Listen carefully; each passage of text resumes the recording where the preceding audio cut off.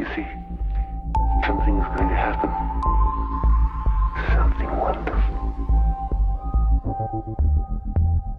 My God, it's full of stars. Hey everyone, welcome to the NY Patriot Show. In this episode, I got two people with me that I could not be happier to have on right now, especially for the topic that we're going to be talking about.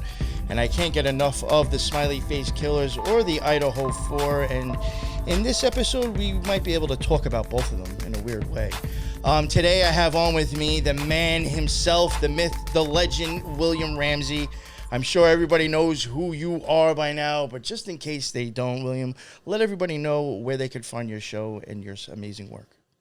Yeah, I'm almost close to 1,000 episodes on my podcast, William Ramsey Investigates. I kind of moved over there after I got censored from YouTube, and then my website is the same thing. You can find my books are available there if you'd like signed copies, or they're on Amazon as well. So...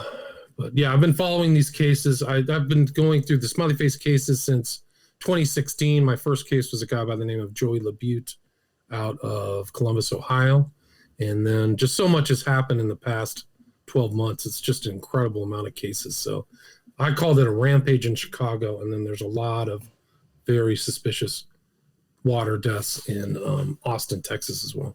Yes, and that is a reason why I have Lisa with us as well today. People may notice her from the Eyeball series that has been coming out, and she is working on other topics with me and other people. But she is also a very big fan, well, not a fan of, I guess she's very intrigued by the Smiley Face Killers and the Idaho 4. So she has done some pretty extensive research on her own, especially on the ones in Texas. So we got Lisa joining us as well. What is up, Lisa? Thank you very much for coming on. Thank you. Yes, and you do not have a show, so there's nothing to plug. So I guess we'll just get right into it. As usual, Ramsey comes with receipts, and he's got slides to add, so I'm going to pull those up on the screen, and everybody can get a chance to look at that as well. I don't know where you want to start off, William. We can just start off. I mean, there's these things are happening in Austin, so there's a lot of recent Austin cases. This is huge over social media and the regular media and print media as well. There's a lot of speculation and involvement of what's going on, and obviously people are noticing a pattern. But they just pulled somebody, this guy Moga Dogal from Lady Bird Lake, seems to be this dumping ground of this. But this Moga Dogal, there's not a lot of information on some of these cases. Some cases are very well memorialized by family members or things like this. But this Moga Dogal was June 27th, so not that long ago, within the last 10 days.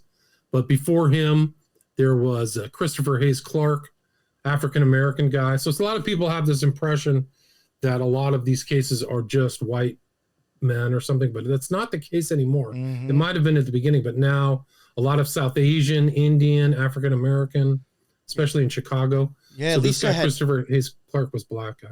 Lisa had mentioned to me about them being black with this one. We're the first two African Americans out of Austin, I believe, in terms of identification, because there's been other bodies that have been pulled and they don't have an identification, so nothing is revealed about them. No gender, gender, yes, but no race or ethnicity or anything like that. But the last two, John Christopher Hayes Clark, which was in late April, and then Moga Dogal, here recently on the 27th of June, those were both African-American. And with Moga, I believe he had but his family immigrated from Sudan, and they were living here in Austin. Has some siblings. There's been chatter of family members. Chatter of people that have gone to school with his family members here in Austin. And so I don't know how long they've lived in Austin, but there is that they were here in Austin. I believe he's 23, was the last age that I saw on some of the forums. And Lady Bird Lake is not some kind of rushing river, right? It's basically a large pond. Like if you fall in, you can get out. It's not like there's heavy currents or anything like that are anything near. It's mainly sinister. Driven. Yeah, it's mainly wind driven. I mean, the initial Colorado River starts in the panhandle of Texas and then flows all the way into the Gulf of Mexico. And then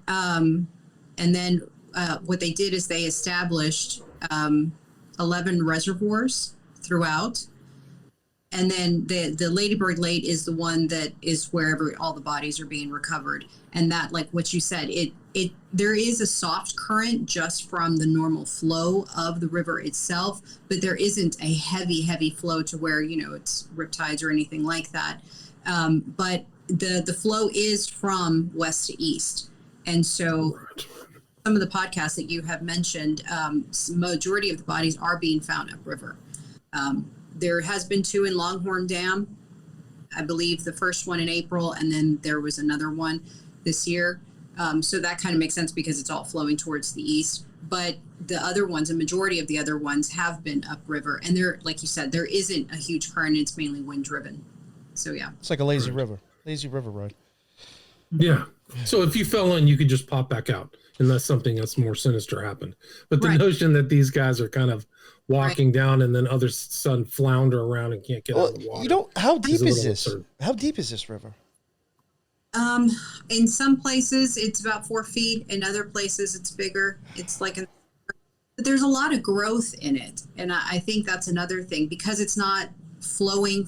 There is, and here recently, like I believe 2 days ago when I went down, I mean, it's just so overgrown.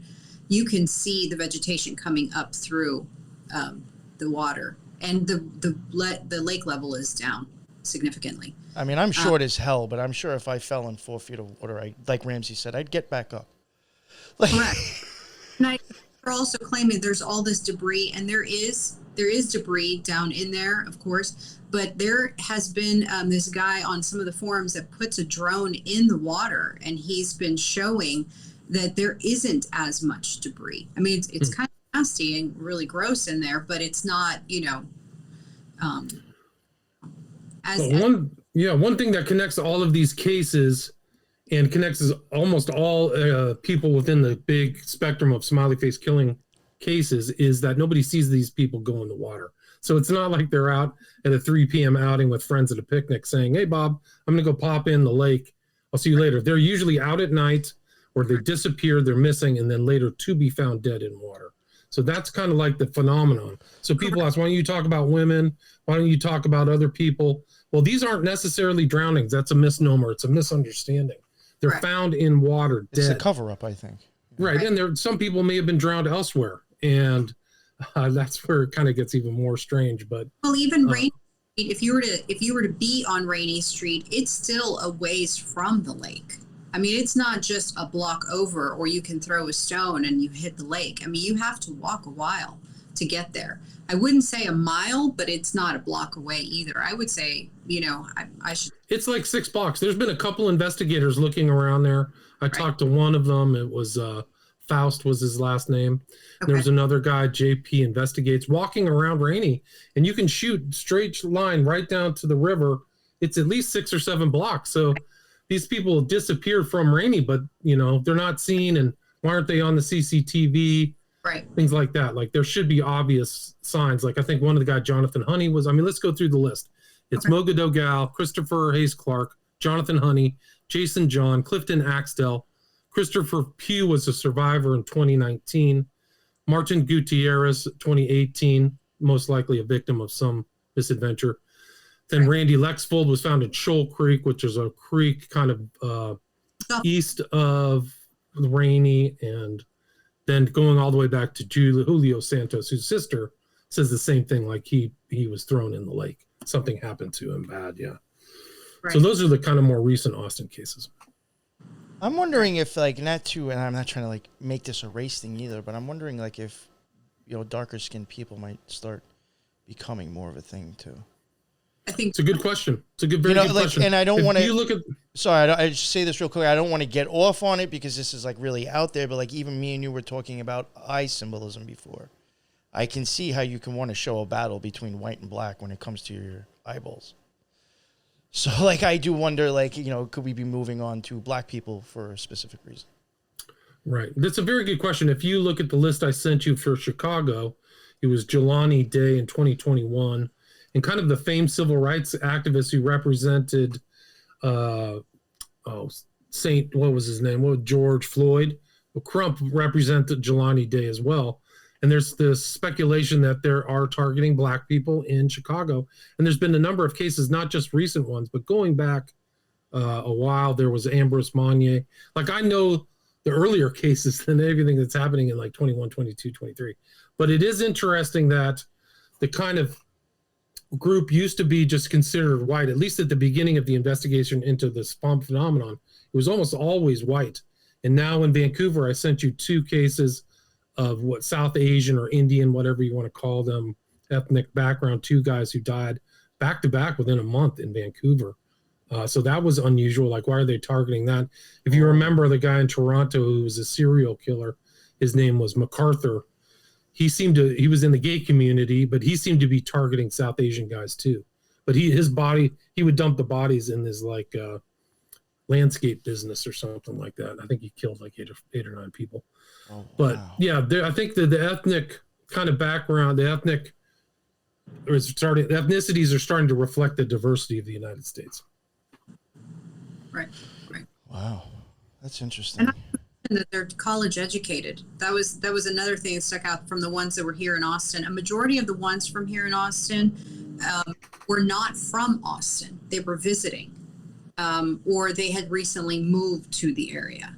And then if you look at some of the victimology on this, like especially with Jason John, he was like some sort of senior director of business management. Randy Lexvold was, he wrote his own software for voice and recognition.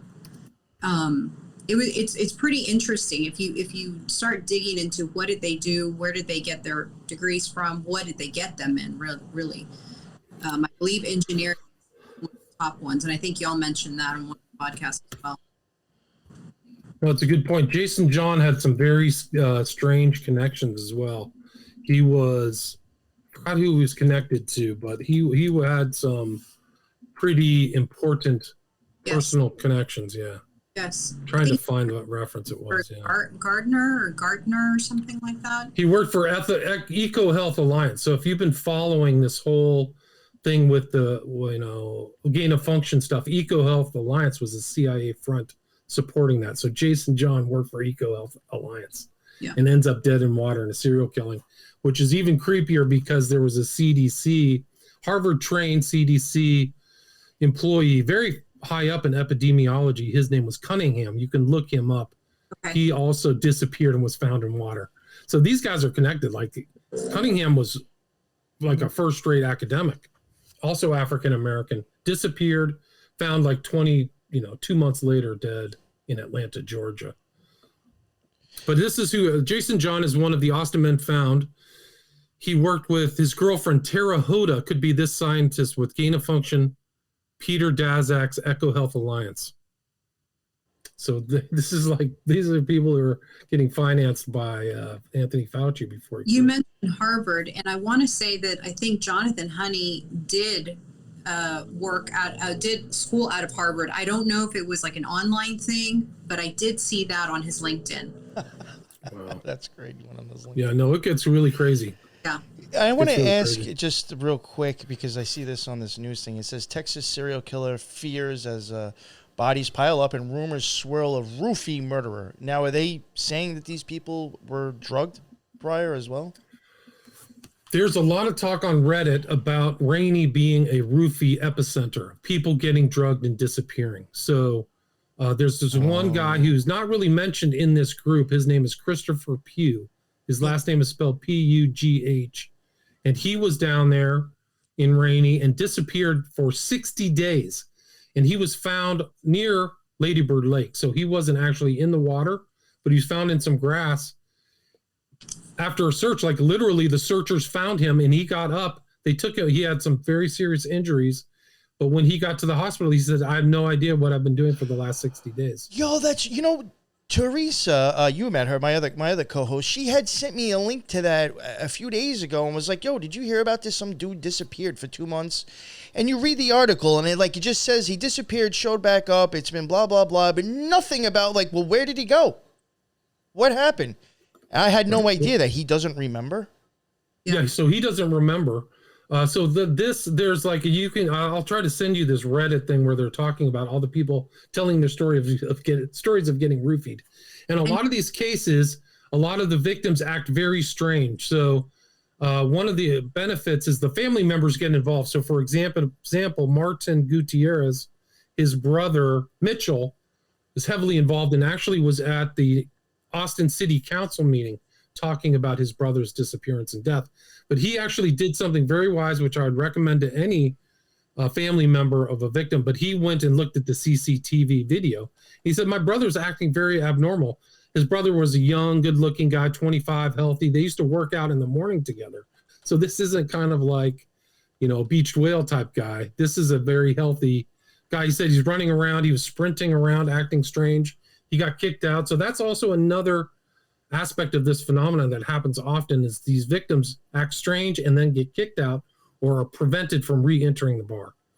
Yeah. So the CCTV tells us different story about Martin Gutierrez. I would say for sure that he bars of releasing CCTV as well is that sometimes they won't and sometimes they will. And I believe some of the family members are starting to ask the bars to pass out like litmus bar strips to test your drinks to see if they've been, laced with something. And some of the bars are outright refusing to even allow.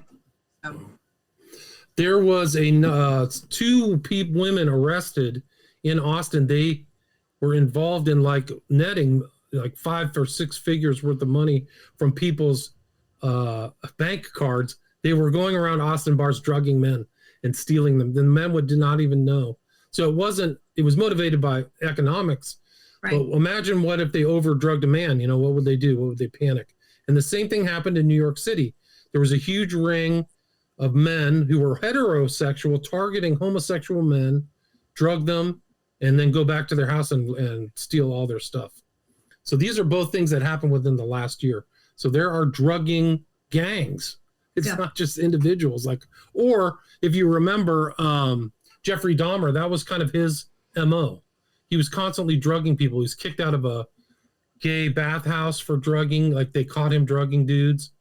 And that was kind of his thing. Like that's how he would take them home and drug them, if you remember. Well, see, this is weird too, because didn't even Gacy kind of have, I don't know about drugging, but he seemed to be into younger guys, gay stuff. And was it him that also has a connection with Dahmer from picking up somebody from the same bar? Or is that a different person, a different serial killer? There's a connection between Gacy and another serial killer. I think you're right. Yeah, no, there's Casey, the guy who worked for the Ripper crew in Chicago, the satanic, they liked women.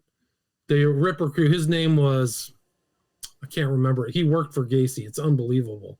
But he's full Satanist. But Gacy's kind of ties into the smiley face killing phenomenon because the last 4 victims that he had, he dumped in a Chicago waterway. So southeast Chicago. So he ties into that. And there was also speculation that Gacy was traveling around kind of Tennessee, Illinois, Ohio, and preying on men and dumping them in water, but he was never caught for those. But he was investigated for it. So that was kind of like his thing. Like he would go on weekenders and take all of his torture equipment and stuff like that. But yeah, Gacy ties in. But if you remember, Jeffrey Dahmer was in Milwaukee and Chicago. He would travel down to Chicago to abduct people and hurt them. Yeah. I was going to say, expounding on the whole drug thing, there's been 3 huge major drug busts here in Texas. The most recent one was in June, and they took like 900,000 pills out of Fort Worth, which is close to Dallas, of fentanyl. And then it was in April 27th, they seized over 500,000 doses of fentanyl here in Austin. It was a huge bust. And then early in April, I believe it was 3.1 million doses of fentanyl seized in Mission, Texas, which right on the border. This is really interesting because I think it was when we had JJ on with Ron and was talking about the Idaho 4. You remember when we were talking about how we thought there might have been connections with a like drugs or a cartel going on? remember, like, I think we were kind of like getting into it was just an idea. It was just a theory that we're throwing around that maybe, you know, these were people kind of being taken care of because they fucked up, because there happened to be drug busts and then something else going on, I think, with some, you know, internet money stuff. And it's just like, you know, I see drug busts you're talking about in Texas. And now people showing up dead. And I see things to do with drugs possibly over by Idaho 4, and people are showing up dead. So that's actually kind of like, you know, maybe entertain that idea a little bit more. No, homicides are up, and they're already at 35. And we're halfway through the year, and I think the highest for Austin ever has been 88. So we're almost near that, but yeah. I see you pulled this up, Ramsey. Yeah, that is the bust. This is this year. I followed this guy who kind of is in Austin following these cases. He looked into the Randy Lexvold case and kind of went to the scene of the crime, but he posted this. Forgot his name, but this is May 6th, 2023. This is the drugging bust. Criminals are drugging people in Austin's bars than robbing them. This is a much bigger issue than most think. So this is the woman who got popped. You know what would be interesting to maybe check out? You know, and I'm going this off of stuff that I have seen with the Kylie Rodney case. There were some people who were doing like research on that, and they started to come across people with GoFundMes for Kylie Rodney, and it just, you know, it seemed very shady. People would have GoFundMes, and like their aunt, that they even show as their aunt on Facebook, is like the receiver of the money at the end. It's just like really weird. But now you're talking about this kid for 60 days. He disappeared. I'm wondering, was there a GoFundMe made for 60 him? hours. Oh, 60 sorry. hours. I'm sorry. 60 hours. Christian Pugh was 60 hours. Oh, all right. That's why. All right. When you said 60 days, I was like, how the fuck does somebody not remember where they went for 60 days? 60 I know I fucked that up. But I am wondering about like even some of these people that disappeared over here. Like I know I said that to you earlier. I am really interested in seeing if there was any GoFundMes made for these people, and where did that money go after the fact too. William, there was chatter about Randy. His sister has posted a lot on some of these forums. I don't know if you've read most. Lori Faber. Yeah, Yes. I am in contact with a lot of SFK victim families. They reach out to me because I've made those 2 documentaries. So Okay. But I'll just leave it at that. But I know her, yeah. She's mentioned on some of the forums that she has reason to believe that a GoFundMe was started for her brother prior to his disappearance. That was one that came up with the Kylie That's Rodney case. I think it was Ryan Upchurch was even showing how like one of these GoFundMes was, I think, made like a day or so before the person even disappeared. That's incredible. Yo, there was ones that he was showing. They were going back to YouTube channels that were like pushing that they had like the knowledge of what's going on with Kylie Rodney. Like it's almost like people are pimping out true crime to make money and making up stories to keep it going. That's amazing. It's disgusting on YouTube when it comes to true crime. Nick, when I was looking through the research today, a lot of the places I was researching was the GoFundMe accounts of these people went missing because the family members write personal stuff on there. Yeah. So that was the way. That's because the reporting is not very thorough. No. It's almost just like a scattershot. So-and-so was found. The police say it's nothing suspicious. Go about your business. Done. That's it. They may not even add accurate dates or things like that. Like I've caught these guys not even editing some of their posts. So you have to kind of look around. The social media is very worthwhile. And I found that just researching these cases in general, the family members kind of know. So the family members will know, like so-and-so was suicidal. So, or like literally he went to so-and-so to kill himself. So you can take those people off the list because they know. But then the other ones are like, we don't even know what happened to him. He didn't drink very much. And he was in excellent health. I don't know why he would do something like that. Those are the ones you can tell with much more, I think, accuracy that they were met with misadventure. Yeah, but I definitely... Can you pull the other thing up? Because I just want to show how big this drugging ring was. Stolen cell phones and credit cards were then used by all those involved for more than $55,000 in unauthorized transfers, withdrawals, and purchases, using accounts through Austin, Round Rock, Cypress, Katy, Houston, Texas, Atlanta, Alpharetta, Sand Springs, Coney. Like it was all over the country, Chattanooga, Tennessee. So there's probably people traveling around drugging people all over the place. Yeah. And it kind of reminds me, one of the cases that I looked into, the biggest rapist in UK history was not a guy who went after women. He went after men. His name was Reynard Sinaga in Manchester. They call this phenomenon in Manchester the Manchester pusher. So when bodies get found in the canals or something like that. But he was a drugger. He would use GHB. He was known in the gay community, just like Jeffrey Dahmer. Jeffrey Dahmer was a predominant member of the gay community. They cover all that stuff up. But GHB is huge in the gay community. Yeah, Huge. that's I don't also, know well, why. we can get into all this stuff because I've researched Stephen Port as well outside of London. But anyway, Reynard Sinaga, he would deliberately wait for the bars to empty and then go find his victims. So he was definitely, like, he was an experienced predator. But my point is that he was drugging people like crazy. And, who knows if something went wrong. Maybe if somebody died, they just dump them in the water. Anyway. Yeah, no. I remember back in the day, this is going back probably like 20 years ago. I'd go to raves and there was DJ Kyoki. He was like a huge name. And I remember one time, like, I was friends with somebody who was like close to him. And we were able to go by the stage and like kind of like stand near him as he DJ'd. And that guy was like squirting GHB down his throat as he was DJing. All his gay friends were all, it was like, yo, what the fuck? Like, it's like, what's up with the GHB and you people? That's crazy. And these two druggers were posing as fake rideshare drivers. So you'll see that kind of thing, at least in the recent Chicago cases. They say that some of these people are driving around asking people if they need a ride late at night. So people really got to watch out for that. But yeah, so I mean, you want to go back to the Austin ones? Of course. Yeah, so this is like the APD statement. So they're making this statement about, like, what these cases are done. So that's, I think, indicative that the public's interested in figuring out what's going on. So you see that. But yeah, and so this is a bartender saying it's real. Why there are three reasons are right. These are fairly recent. This is April 2023. And these are online things where people are going around talking to people on Rainey Street. Is there a serial killer? That's Fox News.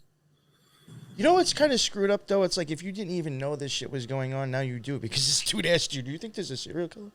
So, like, even in that itself, you actually could be striking fear into people asking them that question. Right. It's like a double-edged sword. Right.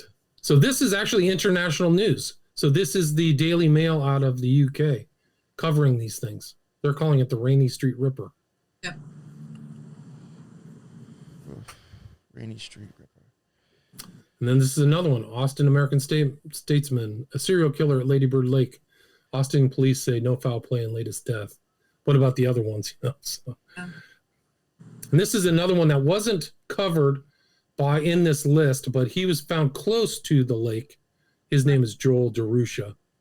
And it's the classic thing, like, GoFundMe, just like you said, there's the GoFundMe. That's where his body was found with that red thing. So he's fairly close to the lake and the dam and stuff like that. I'm telling you, William, go do your little investigative thing and start really taking a look at those GoFundMes. You might start finding some funny shit, man. It's really interesting you say that. That's super suspicious. You can thank me later.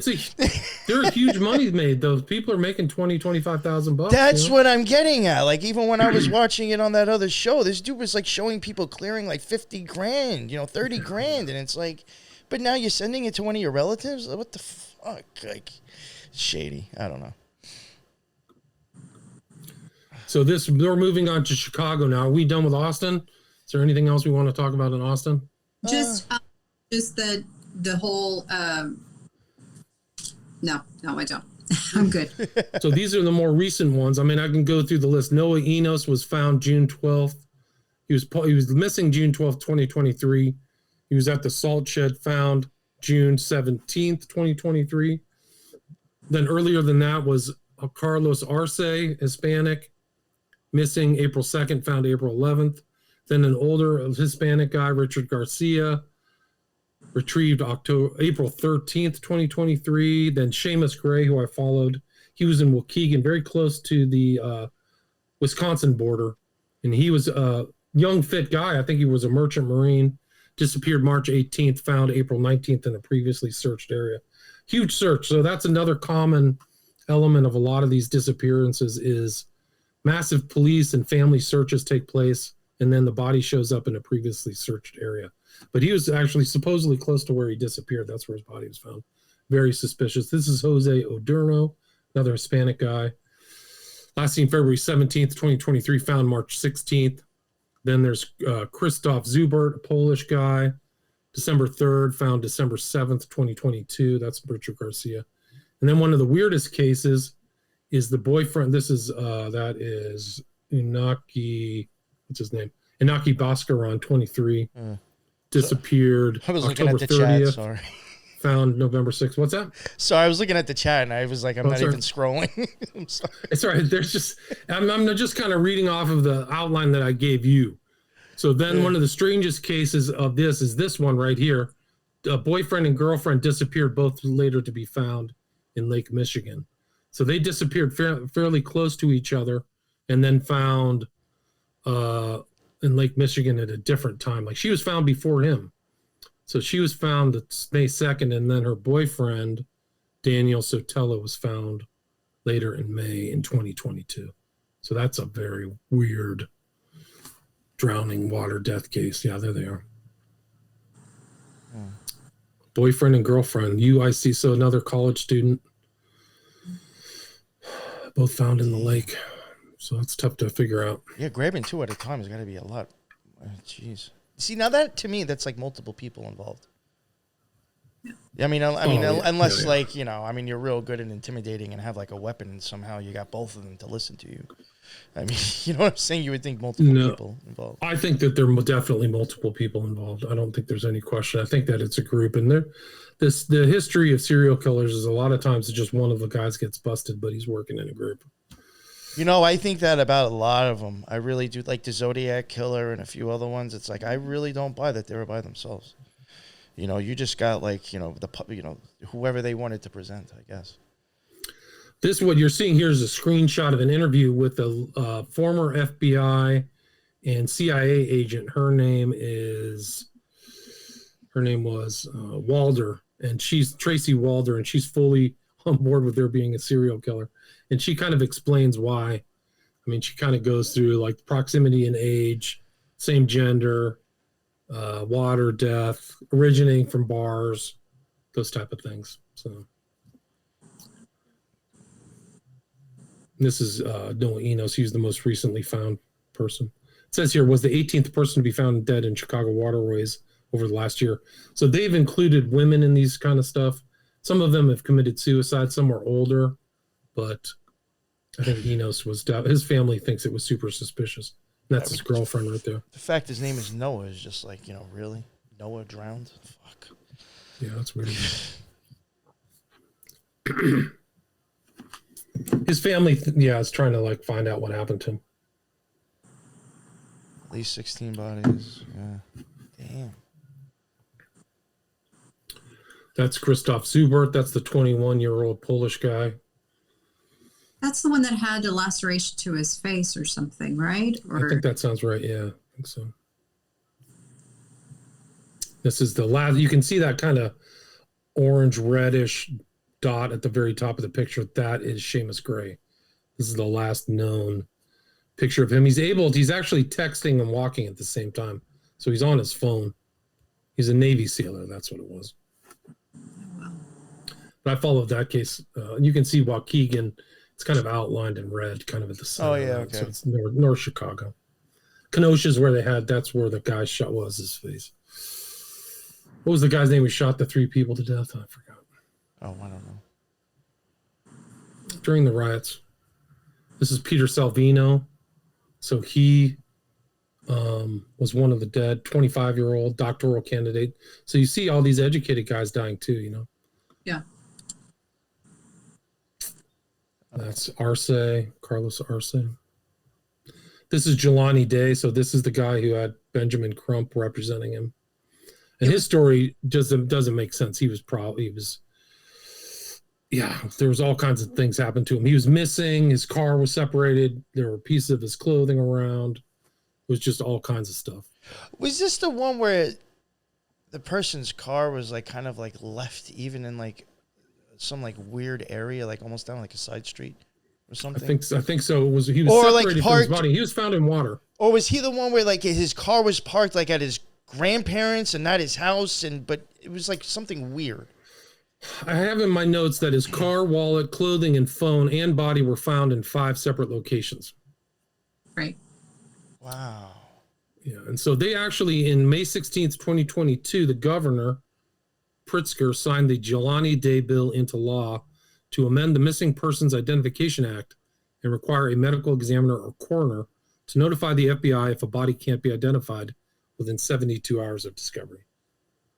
So he was getting his doctorate. He had already had his bachelor's in something, if I remember. Oh yeah, he was a graduate of Alabama A&M.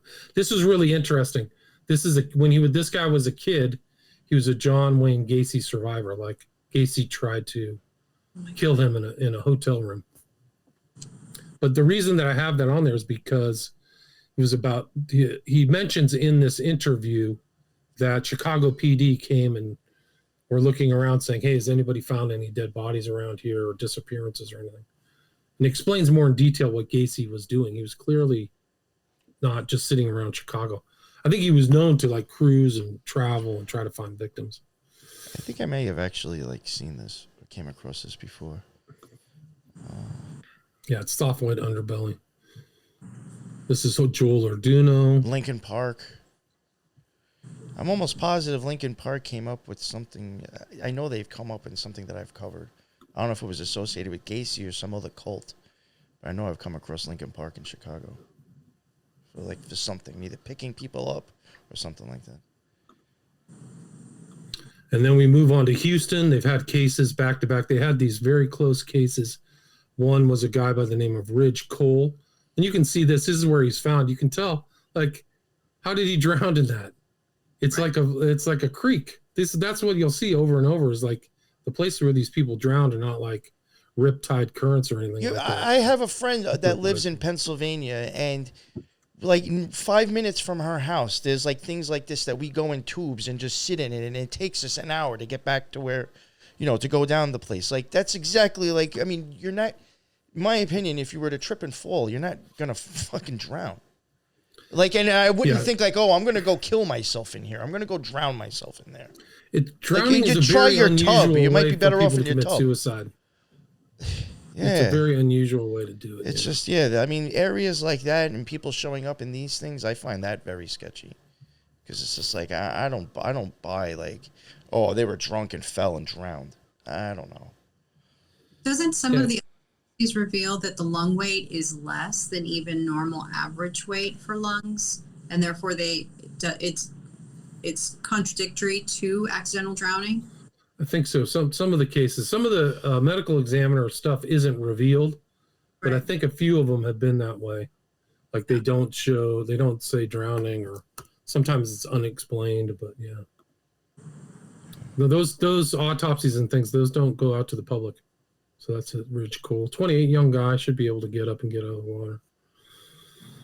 Maybe he wasn't wearing his mask. It's not that long ago. It's 7 months ago. And then this is a close one right by him was this guy Delano Burks. I think you'll see him next. Delano, missing November 13th. So this guy disappeared November 11th. Then Delano Brooks disappears November 13th. And then he's found November 25th. Can you scroll forward? Mm-hmm. That's Delano Burks, excuse me. African-American guy. That's him right there. Former football player. So he played for, I think, Texas A&M, like athletic. This is off to Vancouver. So these are the Vancouver cases. See, like if this kid was picked up, odds are you're going to be like, all right, this kid's young. He's got some spunk to him. He's on football.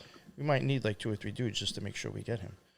You know what I'm saying? I wouldn't be trying to do I got a taser maybe to shoot him with first? Like if they drug him, it even goes back to the first case in Manhattan, like McNeil. He seemed to have been drugged, right? Yeah, McNeil. So somebody was spotting him and knew that he was vulnerable. Let's follow him, and then we'll get out and talk to him. He won't remember it tomorrow. Let's see if we can just get him and cajole him into the car. And that goes back to the whole thing with the whole symbology that I used from the Broken video is that's what they were doing, driving around looking for victims, but that was supposedly fiction. but that was in my first documentary. But yeah, so I think that's maybe the case of Delano Burks is that they knew they drugged him, because if you go and look at the information, it's like he's acting strange. He got separated from his friends. He was going into a bar to go take a leak and never came back out. So maybe somebody knew that he had been dosed.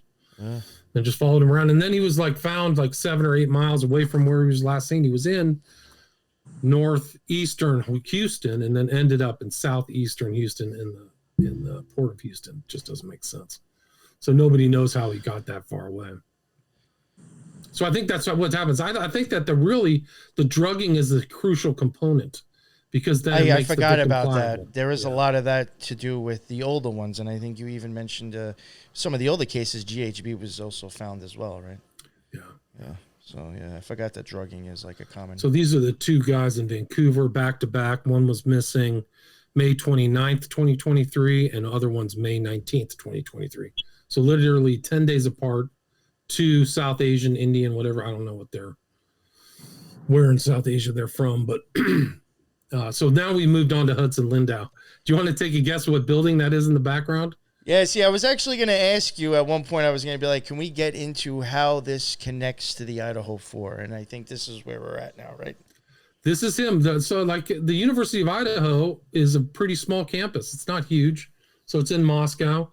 But this guy, Hudson Lindau, was found dead in May of 2022, and I think the crimes for the 4 murders were in November, right? But May is summer, right? So it's summer, but this was a picture taken. I don't know why they blacked these people out, but do you know what that house is behind him? Yeah, it looks like that house, doesn't it? That's it. That's the Moscow 4 house. So this is literally just crazy stuff. But yeah, if you go on to the next one, you can see where he supposedly died. So this all turns into, he was 19. He was found in Paradise Creek, May 1st, 2022. He was partying that night that he disappeared with some of the victims at a frat party. So some of the 4 victims were hanging out with him. And then he supposedly drowned in a creek right outside of Frat Row. And I'll put the pictures on there. I can tell you pretty much with 95% accuracy, he did not drown in that creek. They just washed their hands of this whole thing. He was pretty much murdered. You guys have something you want to say, Lisa? It looked like you were getting ready to say something. Okay. I think was so shallow. I don't understand how he even drowned. Yeah. This is it. So remember, this is spring. It's summer, right? Right. It's May 1st. So it's not cold. It's not, the winter hasn't hit yet. You have a better chance on choking a grass to death, probably. Yeah. No, it's a total farce. And this is a classic SFK type of thing. Guy's out late at night. He's drunk. He disappears, and then he found supposedly dead in water. But the other thing is that I don't know the connection between Brian Kohl Burger, but he was criminally sophisticated. Kohl Burger was in graduate school, right? He was in graduate school at the next town over in Washington. I think it was at the Washington State something. But there's pictures of him making really incredible like the one finger Manson thing in front of a Tesseract, like super sophisticated stuff. And he had literally, do you know who his teacher was undergraduate? It was Catherine Ramsland. Are you familiar with her? No. She's like a criminal writer, writes crime books. She had a best-selling book about the BTK killer, but she actually has written something about the smiley face killers. Let me see if I can find that. Oh wow! So that there's a weird connection between Ramsland and Kohl Burger. But Kohl Burger was a weird guy. Like he was always out late at night. Like the nights of those murders, he was clearly stalking them in the middle of the night. Like he was a night owl. Let's see if I can find this Ramsland thing.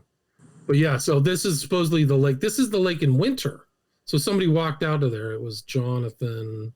See, you know what this is an investigative reporter, yeah. I also find this really interesting, and I don't think maybe you're not too familiar with the case, Ramsey, but like, again, going back to that Kylie Rodney case, that is a case that just has like a lot of weird shit about it, and even the area, a lot of it doesn't make sense. There was a lot of people making money off the case. But like not too far from where that happened, there's a train tracks that kids are constantly just killing themselves on. But then they'll find out that like there was something wrong with them prior. I don't know how they figure that out after a train runs you over, but they can like tell you like this person was already fucked up before the train hit them. So like it's like almost like if drugs is involved in that area, or the party, the college kids or whatever fraternities that are running drugs, I'm just like starting to wonder like is trains and bodies of water just like serial drug murders or serial killing? It seems really weird to me. Seems weird. So Kylie Rodney was the one that happened in Truckee, right? Where she disappeared for a while. Yeah. That was the one where it's like there was a while. And like that was another thing too. It's just really weird to me.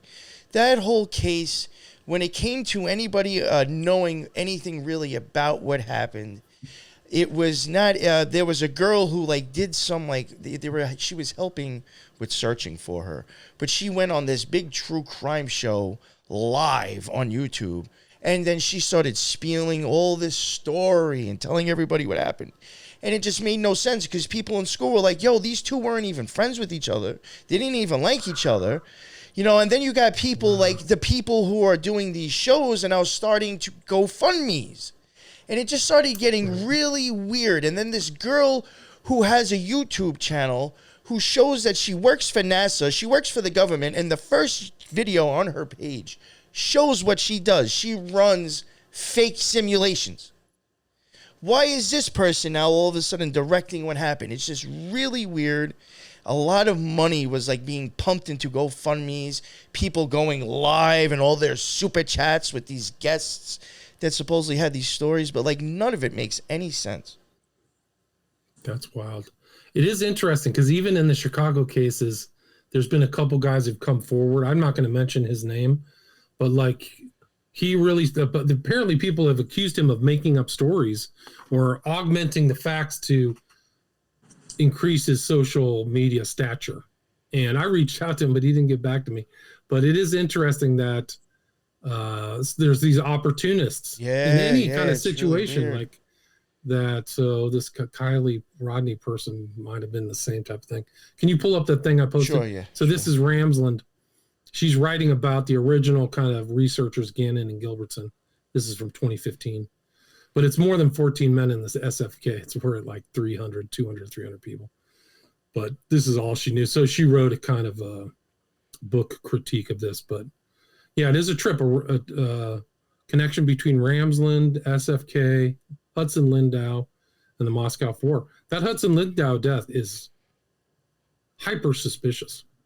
Super suspicious. The guy was like, I forgot, he was like a swimmer. So it's like another athletic young guy, like supposedly can't stand up in a creek. It doesn't make sense. And the other interesting thing is there's been another kind of wander away death in Moscow, a guy by the name of Joseph Weiderich in 2013. And he drowned in Paradise Creek. So I'm not saying that's connected to Kohl Burger, but it is odd that people can fall in these like shallow pools of water and drown. See, I even thought when I first heard about that crime, I am kind of like up in the air about Kohl Burger. If he did do it, I don't think he did it alone. But again, I do think that was a multiple person killing. I don't think one person went in that house and did all that by themselves. What do you think his motivation was? I have no idea. But I do. But when that first thing happened to when I first heard about it, my first instinct was this was neither drugs, prostitution, and a cleanup crew. There was somebody researched that somebody connected to that house thought it was a drug house, so people would wander through like a drug house all through the day because everybody was tolerant of it because they knew it was a drug house. Somebody was coming in to buy. You could have had fucking cam girls up in that place for all you know, and drugs. Who knows? Absolutely. I mean, listen, I'm not trying to knock. I mean, listen, I apologize. I know that people are deceased, but I have joked around. But it's true, and I'm sure Lisa can vouch for me since I have a female here when I'm saying it. Just the products to keep their hair looking the way it did, that was going to cost you money. And those girls, I don't think, had a full-time fucking job while they were going to college, and their parents were like practically gypsies. So where was that fucking money coming from just for them to upkeep their look? Good question. Yeah, there's something sketchy. I mean, he might have known something from them online. He was sophisticated technically. Like there's a story of Kohl Burger. Some girl thought her house was being ransacked. It was because Kohl Burger ransacked it. And then she asked Kohl Burger to help. And he sets up like a surveillance system for her when he's the one who did it. Like, think how creepy that is. Like, that's incredibly creepy. But Kohl Burger seems very sophisticated. I suspect he's involved in other deaths. They've asked him questions or well, see, that's even another thing too. I was Pennsylvania. Yeah, I was like, I can't see again. Like maybe he has, and then this would explain it. I was like, I can't see this. I can't see him losing his virginity to stabbing 4 people in a closed area. I just wasn't finding that. Like that's the first time you're gonna go out and kill people. You're gonna do it that good, and not get hurt and walk away from the house. Like, I don't know, man. Like, you've had to have had practice, or there had to be more than one person there, I think. You know? So if you're saying there is prior ones, I could see then that would make sense. If he actually gets caught for killing prior people, I could see how he pulled this off without, getting hurt himself. What's weird is he seems to be kind of a late night stalker. Like I think he was up. He was an insomniac. That was his. Yeah, I think there was things about his neighbors even saying that the guy would be up all hours of night, like making noises and shit. Yeah, just like around. Constantly. Weird. But yeah, that's interesting though that kid. I mean, that was like right next door to the house, huh? Yeah, Hudson Lindau in the same vicinity, like stone's throw from the house. Is that like another college dorm or what is that? The house where they were murdered? Oh no, with that picture. It was somewhere. He was at some party. He was in part of the Greek environment, and they were too. Like one of the victims was one of the Moscow Four was either in a frat or was kicked out of a frat because they were kind of adjacent to the fraternity row. And Lindau was found kind of close to the fraternity houses too. I think looking at the because I've tried like looking at the map and stuff, and I've covered a little bit of this from an occult aspect, and especially with like numbers and gematria, and I did notice that there is also a Queens Road over there, so like I do just wonder like if from the look of if I am picturing it correctly, I think the house where that kid's picture was taken is actually closer to Queens Road, so I'm wondering if that address might have even been Queens Road. But just, going with occultism, I wonder if there's like a progression there because there just was a lot of weird stuff, even with Freemasonic symbolism with this whole murder and everything too, I think. You have the house, it's 1122, that could add up to 33, or the next one's 33. On King's Road, King is the top of the Yadhe Vadhe formula, king, queen, prince, princess. There was a lot of 17s in there when it comes to like times between stuff or timestamps. And then like Kabar, the knife sheath, if you run it in gematria, it equals 33. Kohl Burger was in G building and the murders happened in 1122 house. Like it just seems really weird too with the occult symbolism. So I'm wondering if like this kid being on Queens Road could possibly like be part of the magical equation. I don't know. I mean, I know that all probably sounded like fucking. It doesn't craziness seem to be too overt, I would say for sure, but he's a piece of work. If he's reading Manson stuff on his spare time and things like that, like he was like interviewing criminals with questions and things like that. Like, why did you do that? Almost like he was studying them. Like there was some writings that he like in his graduate studies was, asking criminology questions. Pretty wild. Even when I was running the like gematria on the girls' names, like 2 of the girls, like they were matching like the same stuff too. It was like really weird. Like I think they both matched the word judgment. It was just like really creepy. And like this dude, and then like Quinn comes up, and then there was a drug dealer or someone associated with drug dealing with the last name of Quinn that was associated with them. So I was like, what the fuck? Just really, really weird stuff with occultism and gematria with that whole case. So that's what even makes me even like wonder like what really like it's probably multiple people to me if there's occultism involved, I think.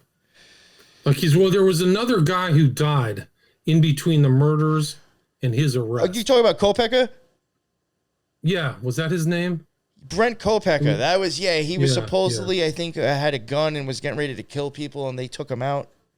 Yes, that's him. Yeah, that may be his accomplice. He was a Very power. conveniently done. See, this is another weird coincidental, though. The weird thing, that guy was in, I think, some paratrooper unit or something like that. Right, like he was in the military. He was a heavy-duty guy, right? Same unit that the detective was in with him for 2 years on the Moscow 4 case. Wow. I mean, that's come crazy. on. How coincidental is that? This is just getting too many crazy. I didn't small know that. degrees of differences here. You know, it's just getting weird. The whole thing is just very weird to me. It's very weird. Yeah. It's weird, like a random thing. Like it can't be random. Like he selected the house, he stalked the house. They know he drove by multiple times. Yeah, So that's something is not going on. random. I can't imagine randomly just and losing your virginity as a murderer. I'm gonna randomly pick some college house with not knowing who the hell's there and go in with a knife and just, I guess, good luck. I mean, Doesn't come make sense. on. You could run into 20 make dudes sense. and get pummeled before you get anywhere. Like, somebody knew what was going on. The one girl had already moved out and she just happened to be there that weekend too. I think it was definitely planned for sure. I think you're right. Targeted, planned. Definitely. Something is it's just weird. Lisa, was there anything else that you, with the connection with that? Yeah, it's going back a little bit to the Austin cases, but I was going to ask, well, have you noticed any kind of nefarious thing going on with the medical examiners in these areas as well? The reason I asked that is because here in Travis County, there has been that's been brought up in these forums of a lawsuit of a previous ME that was here. I think he left in 2015. And him and another ME are being sued because they moved to Lubbock County. They're being sued for improperly and illegally removing, retaining, and shipping remains of a 10-year-old girl. Wow, that's crazy. Their company in San Diego, California. And they're also being sued for wrongful termination. And apparently what the gist is that they had been either falsifying autopsy reports, potentially bribery. They had also been changing the reports after the fact, and especially I think in 10 capital murder cases, there has been evidence of them shipping body parts that they didn't ask permission for. And the other thing is, the other guy that is being sued, he was mentored by the current ME right now in Travis County. So there has been all of that going on in the background, and it's kind of like, are they in on it too? And I read a report in California how there's legislation that they try to not coerce, but not force, but I guess plead with the MEs to help some of these tissue donation companies get in as soon as possible, even sometimes in cases where they can't even finish the autopsy or complete the autopsy because tissue has already been removed, in compliance with that law, to help increase the, I guess, amount of tissue going into donations. So it just seemed odd that these MEs were in Travis County while this was going on, and then now they're involved in a lawsuit out of Lubbock County. And it made me curious as to, is this the case in other, Chicago, all these other places? Right. So, I mean, I think that a lot of these urban centers are super corrupt now. I mean, it's a sad thing to say, right. But it wouldn't be, and everything is politicized. So maybe there's also an interest in not stoking public concern too much. I think that's definitely a truth. There's a lot of financial stuff at stake if there's a serial killer in your town or your college or things like that. I've had that discussion before in my Smiley Face Killer discussions. I do know two things offhand. The McNeil case, when the autopsy was done, he was brutalized, but it was never divulged to the family. They had to actually be the proactive party to obtain the autopsy, give it to Cyril Wecht, who then said this guy was blowtorched above his waist and somebody hit him in the head with an ice pick. So his family had no idea that for 10 years. So imagine if they knew that at the outset. So I would say that's evidence of some type of corruption where the parents weren't notified of those findings. So it's a strange kind of inactivity. That's one. And then the other one comes to mind is Dakota James, who was missing for 40 days. So he was missing for a long time out of downtown Pittsburgh, PA. Then when he was found, his medical examination was done by some guy from China, literally like full Chinese name, trained in China. And they didn't disclose anything to the parents. The mother was very heavily involved in her son's disappearance and death. Yeah. His tragic death. And so the same thing happened. They got the autopsy, gave it to Cyril Wecht again, who lives in Pittsburgh, PA. And Cyril Wecht says, hey, there's a ligature mark around this guy's neck. There's a rope. There's a burned evidence of a burn around his neck. Now, I'm not a medical examiner. I have no medical training. I looked at that picture. I have a copy of that picture of Dakota James. It's very obvious that he had a rope tied around his neck. So why that wasn't in the medical examination in Pittsburgh, PA, done by some guy from China is an open question. So just those two cases that have come to my attention makes me think that this is just the tip of a very large iceberg, that it's happening in a lot of other areas too. For sure.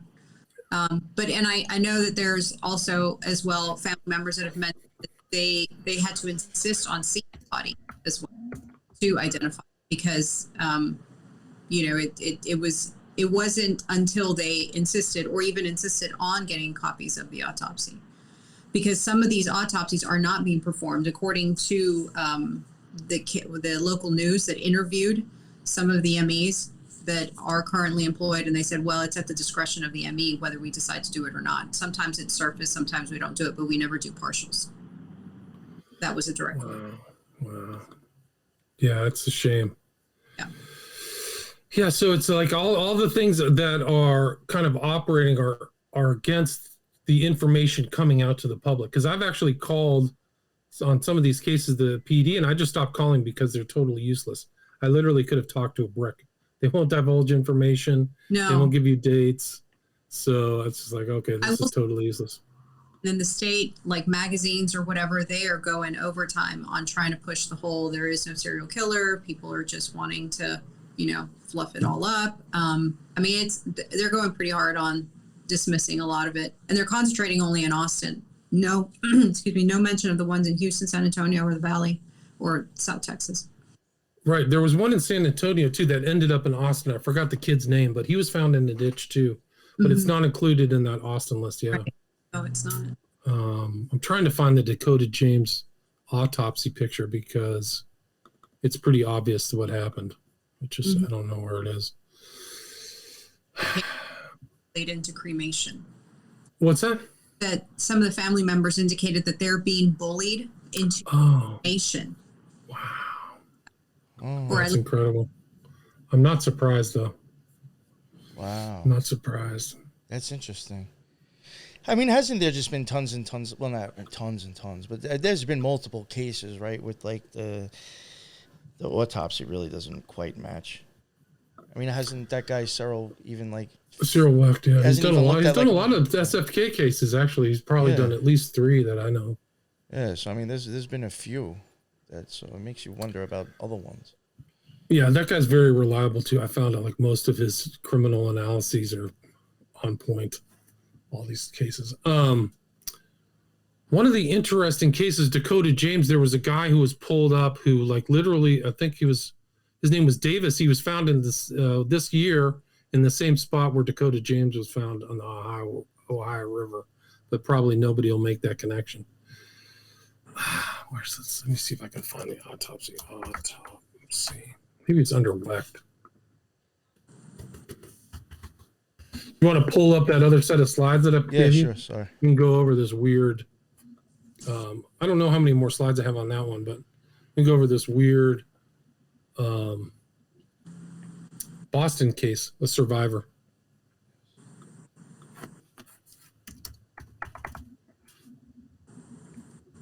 So that was actually, if you go back, that was actually kind of that's what the bridge would have looked like when Hudson Lindau was found in summer.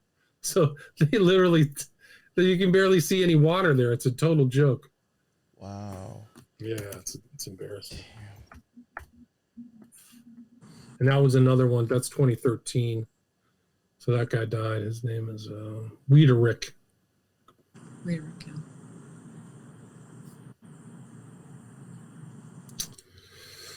Yeah, I can't find the autopsy photos. Jeez. I don't know why those are white now.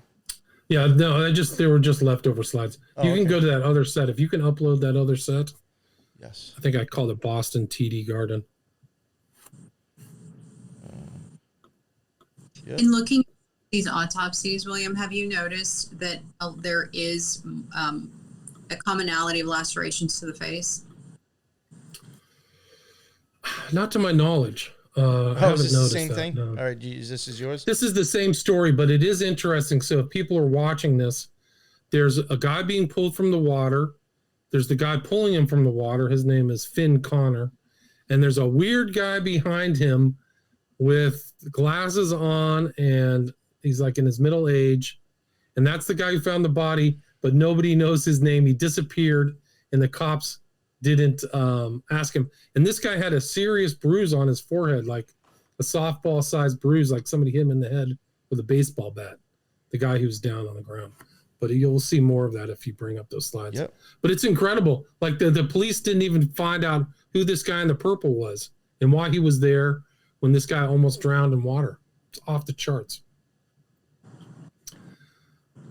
And this is right. So TD Gardens, you can look up these cases. The original cases are Bobby Hurley and Kelleher. Both guys came out of TD Gardens and ended up in water.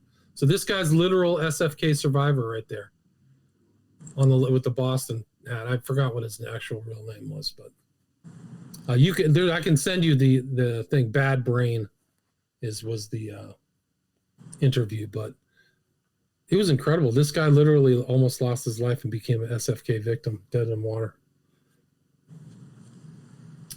This is the guy who rescued him, was Finn Connor. Just late last year, right? November 2022. Not that long ago. But yeah, this is incredible.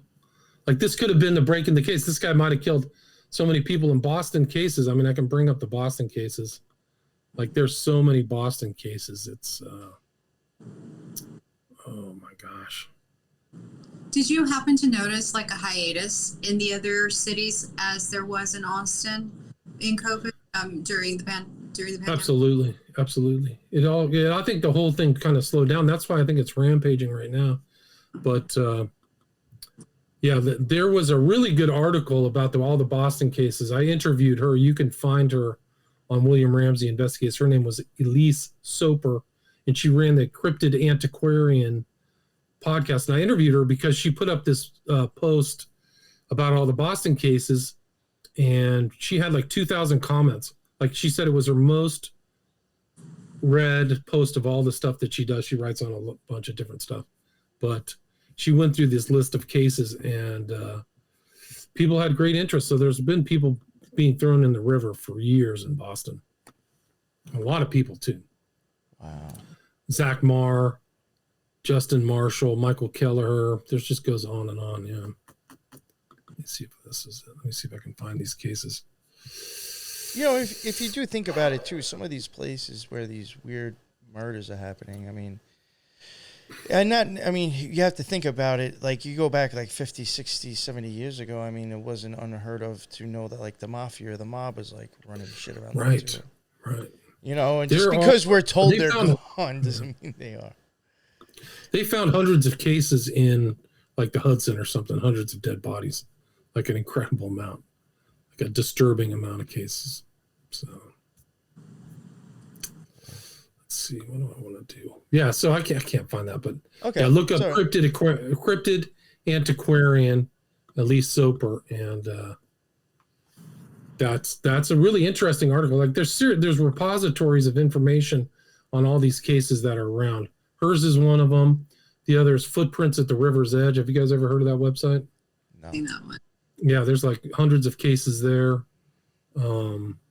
There's another guy who did stuff. You know, Jim Smith is still kind of doing all that research. And there's a lot. There's hundreds and hundreds of these cases, man. It's off the charts. Yeah, I didn't know about some of those other ones. I just knew about really the Texas. So, I mean, like this, to me, I was just like, wow, this is a lot. There's Christian Martinez in Iowa this year. I mean, in my list, I could have probably spent like another, if I had the time, I could have added, another 50 recent cases. Austin Rederath in Minnesota, 2022. Oh. Dominic Davey. There's been groundings in Finland. I mean, I just have to go through the Joseph Kamau, Kane Turner, Arizona, some Swedish cases, a strange case in Ireland, a very famous case called Noah Donahoe was his name. He's a young kid found in water, probably some kind of violence happened to him. And there's another one in, I think it was the UK that people really were interested in. Her name was Bully. Have you ever heard of the Bully case? No. Yeah, she was kind of missing, and then she was found in water. Her name was Nicola Bully in Lancashire, and that was just this year. Oh, okay, yes. I'm sorry, yes. Huge case. Disappeared and then found a mile away in a river. I wonder, I heard Harsh Realities touch on that. I wonder if he might have even mentioned anything with smiley face killers. Yeah. That's interesting. Yeah. But it's the style, it's the MO. Yeah. But there's a lot more women now. There's more women than I recall. It seemed to be just specifically men, but now they're just different ethnicities and women as well. Seems to be strange. Yeah. I mean, again, that would even go along with female would go along with the color change, going from in occult symbolism from white to black. Guess like and less smiley. It seems like less smiley faces are actually being found. So like the original name of this whole thing that Gannon and Gilbertson gave this phenomenon, it seems like there's not one. Although there was one found with Seamus Gray in Chicago. I can try to show you that one, but you don't know if somebody's just kind of joking around or somebody's just trying to get attention either. So it's not really clear, what's going on.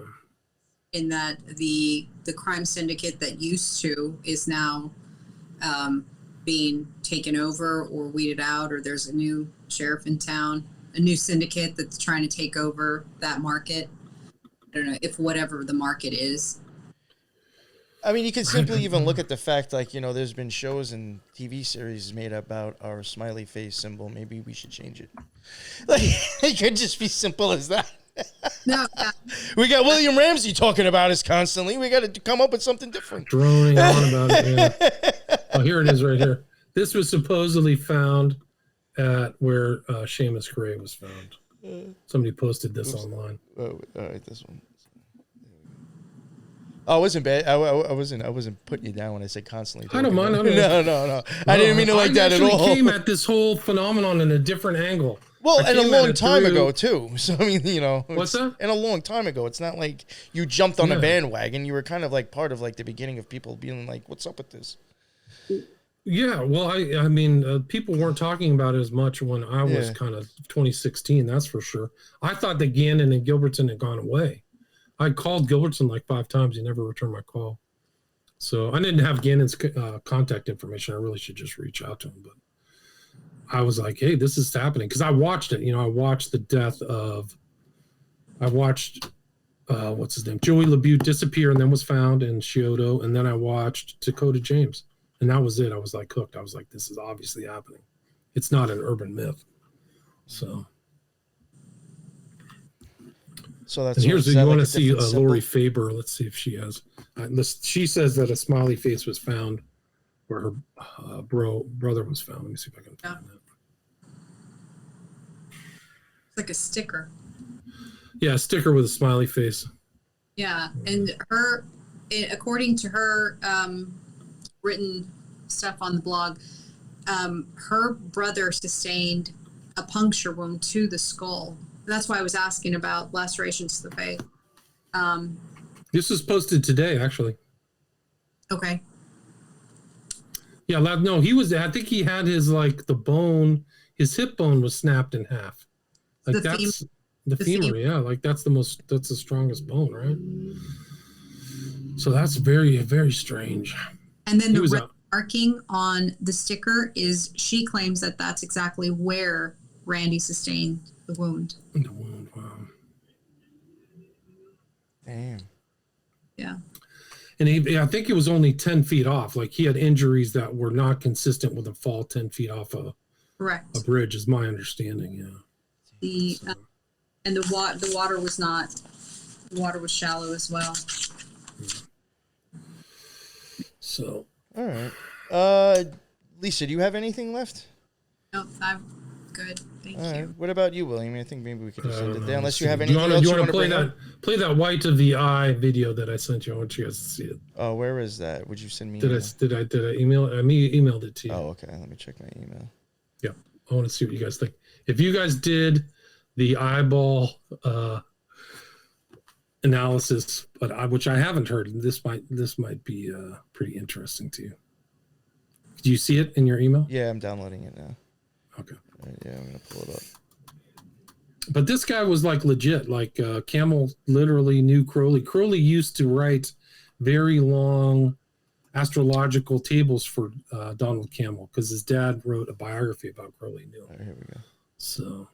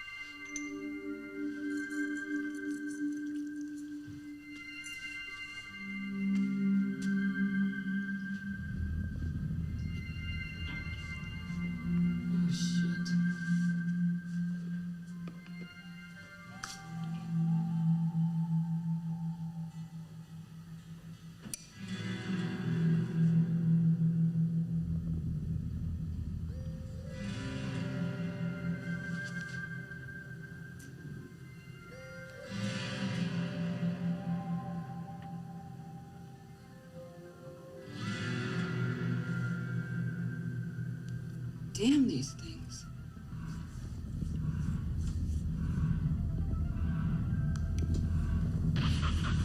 Oh, shoot.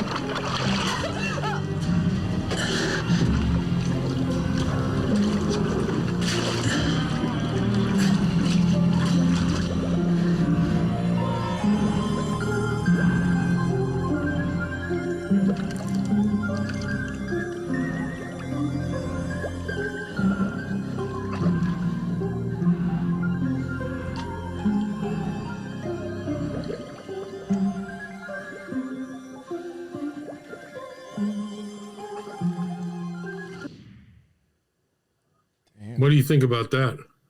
Yeah, it's definitely bugged out. I mean, I could probably go on for a while on that, but it would be... Well, tell me your initial thoughts. I think, well, again, like, because you mentioned it when I mentioned the eyeball stuff. I mean, to me, like, the water, even the water itself is just very abyss. Like, the person being in black, her, like, for me, like, even the water faucets, there's parts in your eye that look like it could be a cliff that the fool's going to walk off of. Those water faucets, if you were to go, like, look at your eyeball, they're actually in the same shape that those little things are in your eye. If you pulled up the eyeball, you'd see what I'm talking about. it looks just like the Grateful Dead symbol where their eyes. It's really weird, but so like I see that, and it's like, you know, your pupil does kind of like when it gets really small, it does like kind of like twist, and like the muscles twist your pupil closed. So I get the understanding of the black thing and the girl being twisted up in pink. The muscle that's twisting for the pupil to get smaller. And then, like, when that happens, the water flows differently in your eyeball. And that's exactly why she's going to drown. Because now she's falling down into it, you know. Or you rise up like a god, and that's why you have springs. You know, and that's going back into the whatever.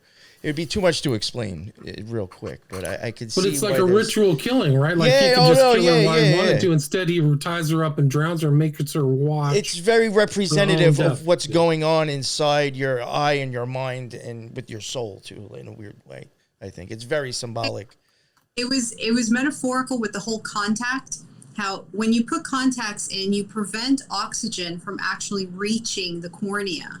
And that's why you get tired eye with wearing contacts for so long. The tears themselves cannot efficiently bring oxygen to the surface of the cornea. And then you see her in a tub struggling for oxygen. And then he holds up the mirror, and then the mirror image of herself is like the lens. as well as the lens reversing the image itself behind the lens and into the retina. So it's it was very upside down, very metaphorical, very, yeah.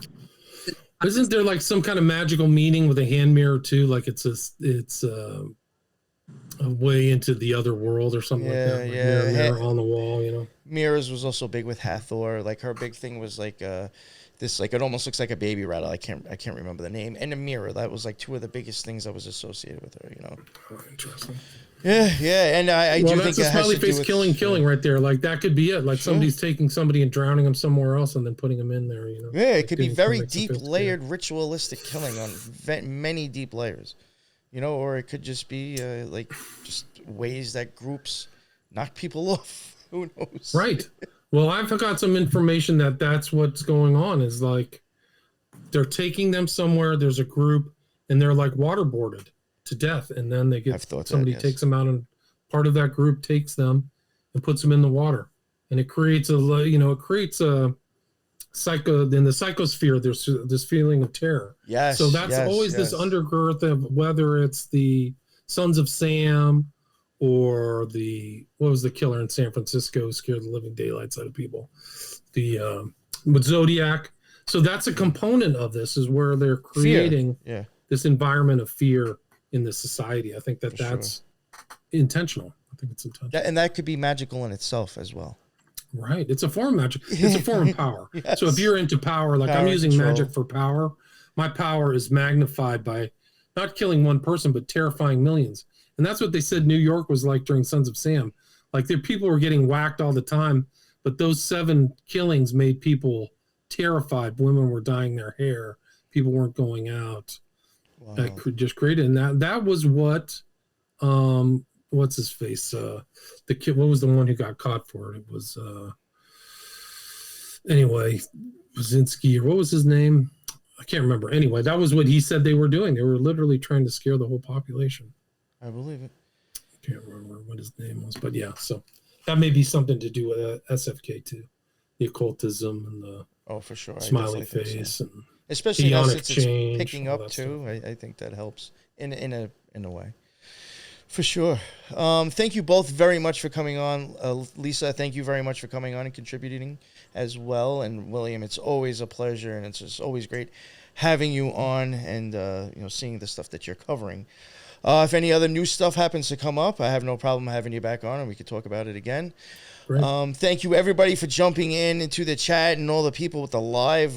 This might have actually been like probably the most people I've ever seen in my life before. So we're going to probably chalk that up to Ramsey. I'm assuming maybe. I don't know. You guys you can hear all my shows on the SFK on William Ramsey Investigates. Go check them out. I've done a lot of shows. A lot of Jim Smith, Igor Sarsky, Tynes the 09A. We've done a show on that too, right? But thank you, everybody, for checking in on the live. I mean, at over 170 at one point. I was asking you a question before and I noticed how many, and it fucked me up, and I actually got sidetracked. I've never seen that many people before. Holy shit. Happens. Yeah, yeah.